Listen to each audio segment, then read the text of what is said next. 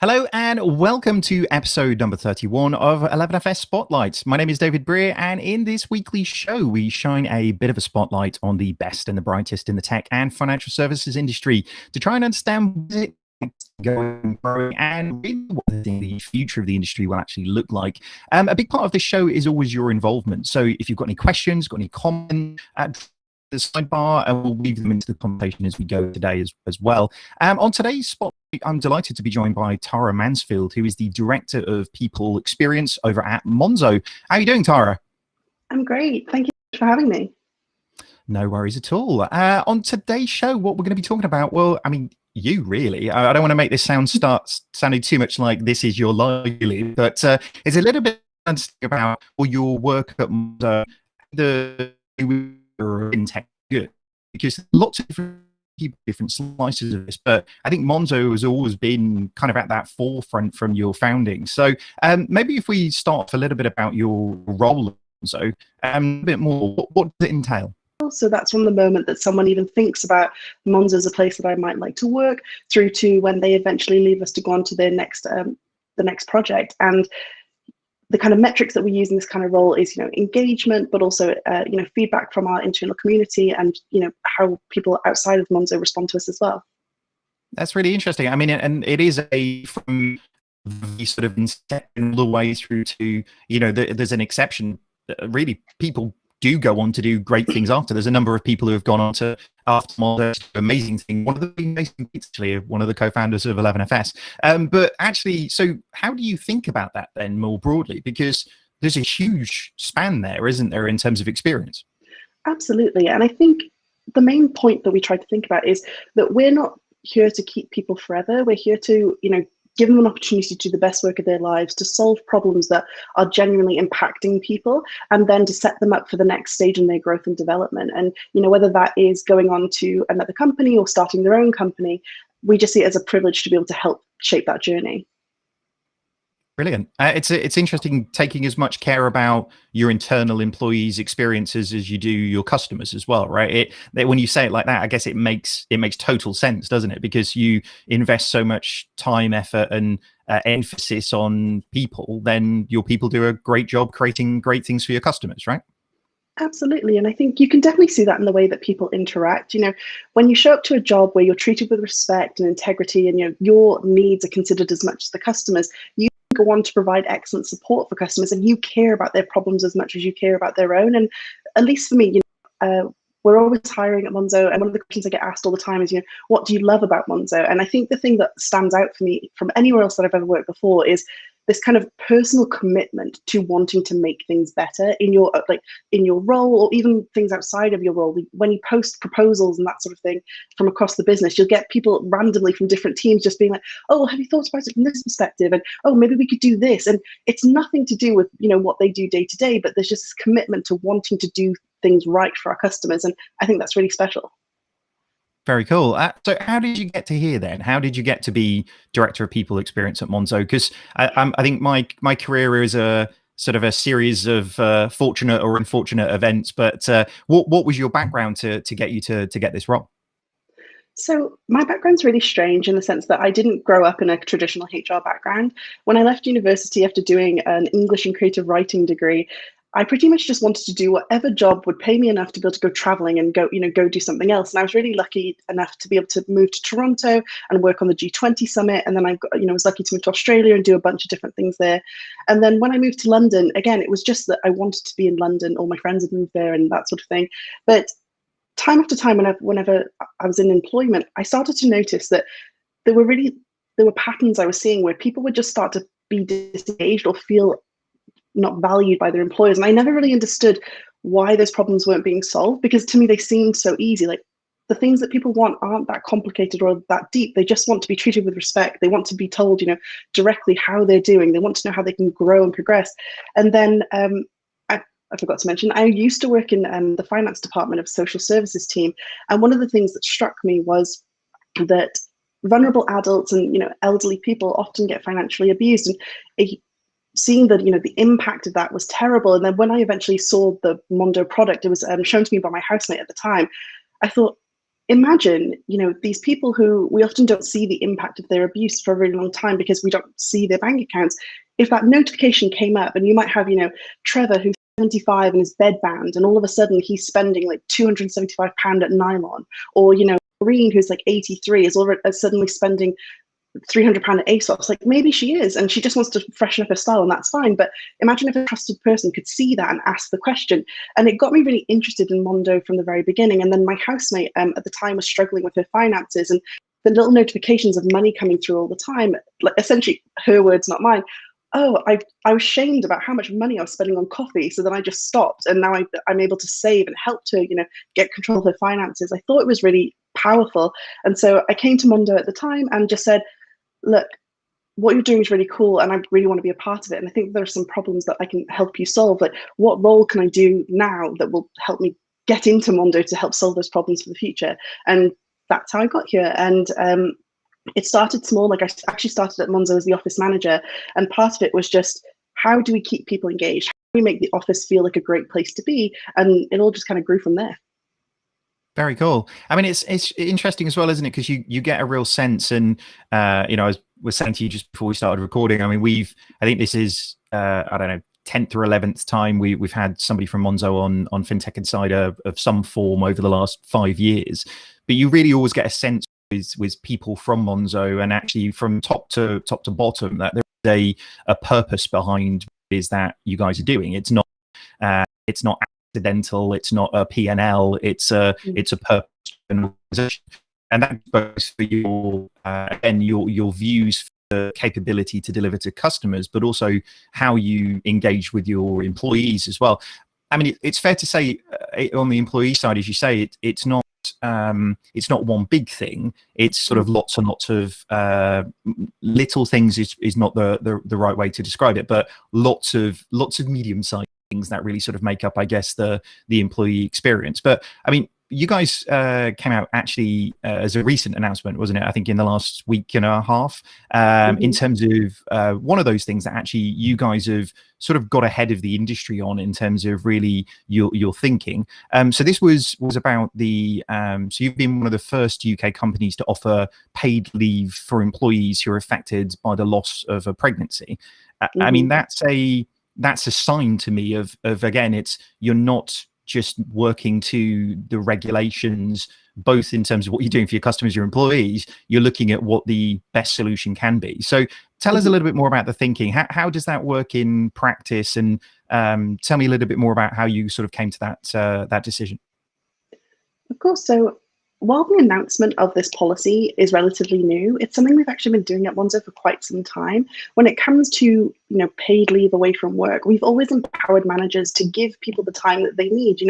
Life happens to all of us, and different people will need different time to deal with things. And we, for as long as I can remember, have given people time off. Unfortunately, we have had people who've struggled with miscarriages or have needed time off of fertility treatment and all kinds of life things that happen to people. But what made us formalize this policy and start talking about it is New Zealand recently came out with news that they'd introduced, a Care Act, which gave this kind of leave. And then upon, doing some research, I realized India had actually been the first country to do that with the Maternity Benefits Act. And speaking with the people partners who work at Monzo, we realized that even though we knew you could have access to this leave, it not being written down in black and white meant that people really had to go on a limb and say, I've gone through this, like, can I have some extra time off? And that's a really uncomfortable process for people to go through. And even though from our perspective, we were like, well, of course, everybody would know that, of course, we give you that time. The fact is, it's not, of course. And by putting it in black and white from the moment that people arrive at Monzo, and seeing that policy, it says, if life happens to you, we're going to support you through it. And it gives people that reassurance that, first of all, that they can take the time that they need, but also that the conversation isn't going to be something that is going to be filled with shame or stigma, which sometimes people can be very frightened of. And so we essentially just adjusted our bereavement policy and paid leave policy somewhat in wording. And then when we spoke to our internal community about it, we're like, by the way, this is something you've always been able to access. Like, many people have, but here it is. People are like, oh wow, like, this is really cool. Like, we didn't know, and it really means a lot to us that you've done this. And then people told their friends and that sort of thing. And then, journalists started taking interest in it and that sort of thing as well. And we realized that actually it wasn't intended to be, this big thing that we announced. It was just part of what we were already doing. But because it was, potentially one of the first, or, at least in the first 10 or whatever the case may be, people found it really impactful. Yeah, I mean, there's something in there that about, as you say, it's knowing your employer gives this type of support to people isn't just relevant to you if you're in that situation. It makes you feel differently about your employer knowing that they treat people well, doesn't it? So it's it is an interesting one. And given I mean, it is difficult, isn't it, as a 11FS running a business, trying to show people all of the different things you do to support them is quite difficult to surface them, and that sort of highlights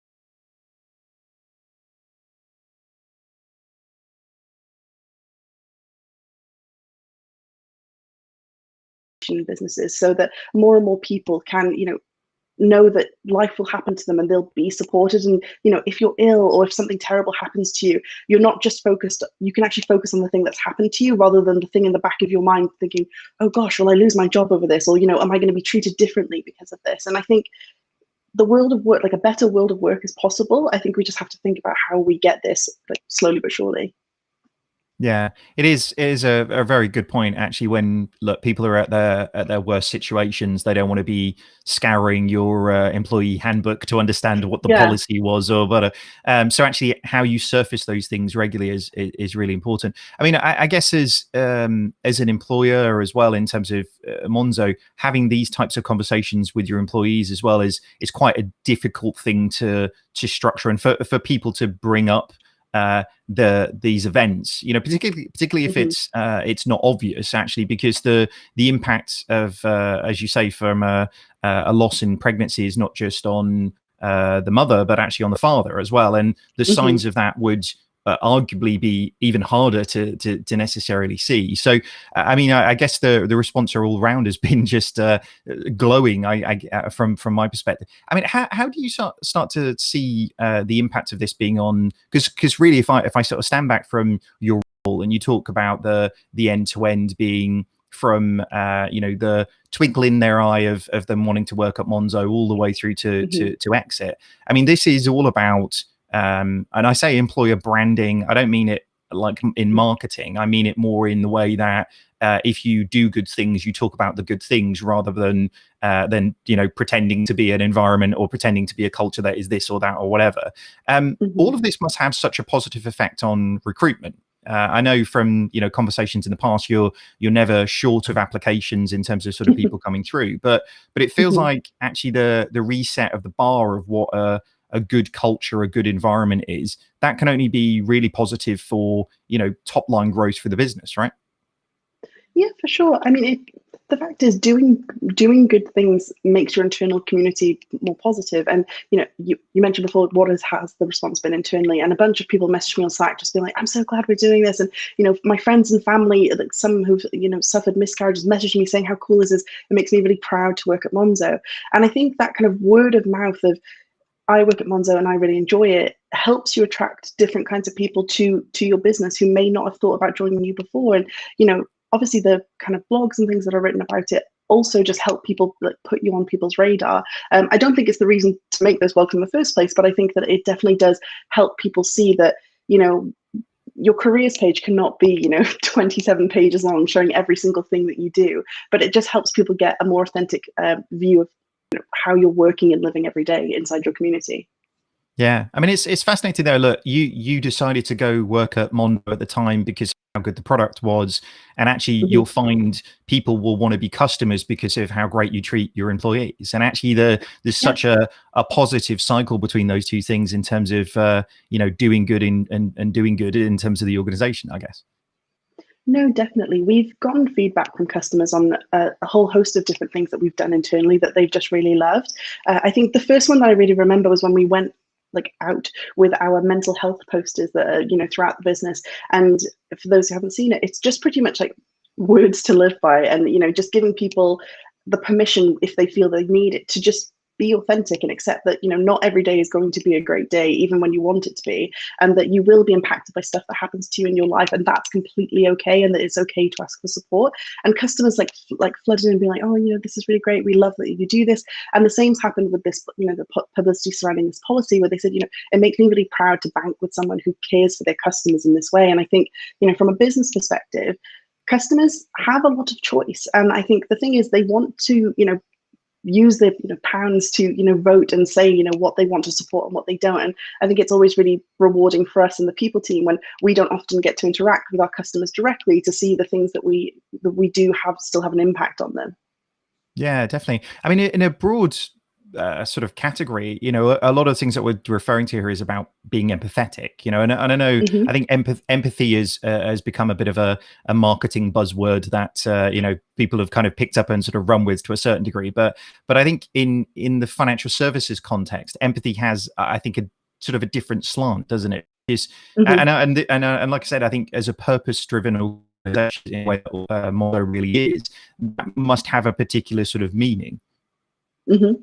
For sure. And I mean, to be super clear, I don't work in the product team or anything like that. But when I think about the way that Monzo does design products, it's solving human problems. And I think that's the thing that makes us stand out, is that the kind of features that we launch and the kind of services that we offer are things that are designed by our customers. And we have a really great user research team, and we show the videos of the user research to the entire company, and it's always just so insightful to see, for us, when we're like, oh, that's really intuitive, and it's like, oh no, it's not. And then obviously we make the amendment before it's actually pushed out to everyone else. And then also when we think about the feedback that we get from our customers, which talk about, the gambling block is the one that sticks out for me all the time, is people say, this has changed my life. This has helped me overcome this problem that I'm facing.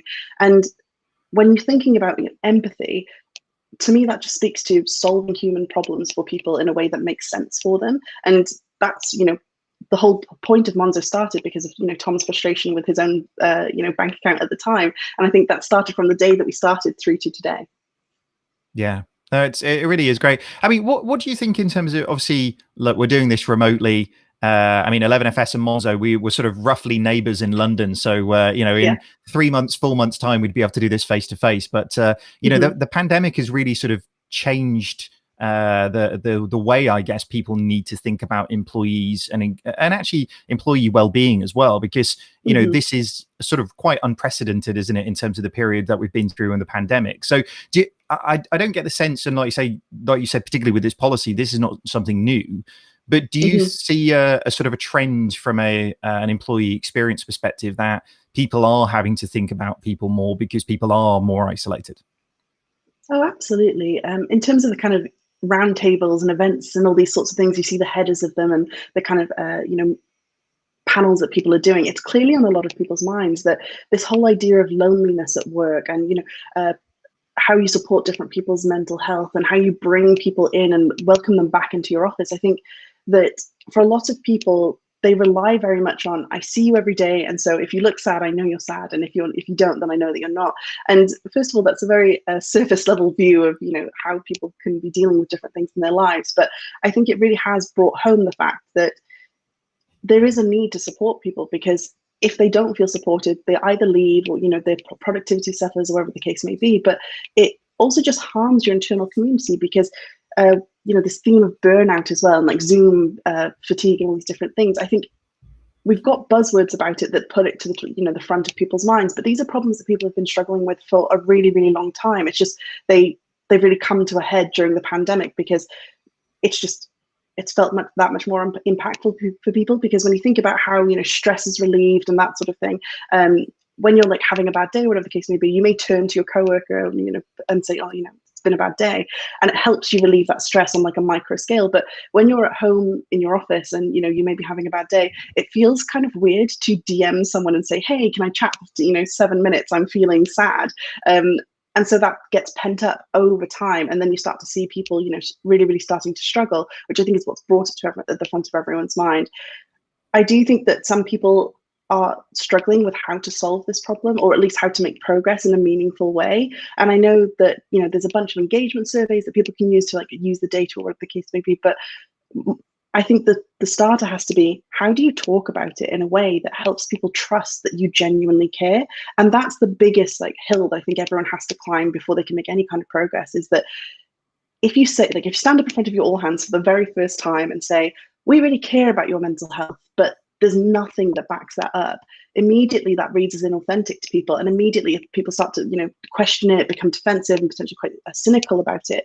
Whereas if you start from the place of, these are the policies that support you, these are the kinds of, benefits that we have that help you be proactive about your mental health and help you when you're falling into poor mental health, they can see that the proof is there, the action is there. And then when you talk about it, it then feels authentic, and you can start to really find out, like, how do we support you? And I think, and I can understand why lots of people just want this, like, oh, I'll do this one thing and it improves everything, and that just isn't what works with mental health, because different people need different things. And the only way you can find out what they genuinely need to help them solve their problem is if you can have that conversation. And that doesn't come overnight, unfortunately. Yeah, I mean, if you do magically figure out what that one magical thing is, then do let everybody know. But yeah, it's a very different situation, isn't it? Because it's everybody has completely different limit. Everybody has completely different feelings. Everybody has a completely different set of backgrounds, which means none of this stuff is ever of a single type, which makes it really difficult for people to talk about it or even be self-aware about it. So, and I think as you say, it is so difficult, isn't it? I found personally, as much as I hate my commute, I really miss it, because essentially just the decompression from the office space time is actually really sort of golden. But I think we could probably talk about this one for hours and hours, but I know you've got a busy day, and so do I. But I mean, congratulations on this one. It's great to see you guys out there leading the way, setting out. I really do think we will see more people kind of emulating this from a workplace perspective. And yeah, I mean, in the same way as everybody was copying push notifications, then they'll be copying your in-house policies as well, which is awesome. But all right, I'm afraid that is all the time we have today, though, so we're going to have to end the show. Thank you, Tara, so much for joining me. Where can people learn a little bit more about the great work you're doing and everything you guys are up to at Monzo? Pretty much everything ends up on the Monzo blog. I shout out my Twitter, but I really don't tweet that often. So yeah, keep an eye on the Monzo blog. That's where everything is. Have you got one of those really obscure Twitter handles that you don't want to say live on a thing? Is that the vibe? No, I haven't. Like, it's literally just Tara in transit, but I really don't tweet that often, and so I think it's not something to shout out about. I'm not the biggest social media user, unfortunately. Other people at Monzo are much, much better than me, and they post way more than me, so I'd follow them. Very good. Awesome. All right, guys, that's all we have for you this week. Make sure if you like this, then head over to the LinkedIn or Twitter and follow 11FS and FinTech Insider. If you want to watch this back again, including that super duper awesome intro that I definitely went and watched last week because I was just super impressed with it, if I'm honest with you, head over to the 11FS YouTube channel now, and you can catch up on this and all the previous episodes as well. Hope you guys have a really good rest of your week. Goodbye.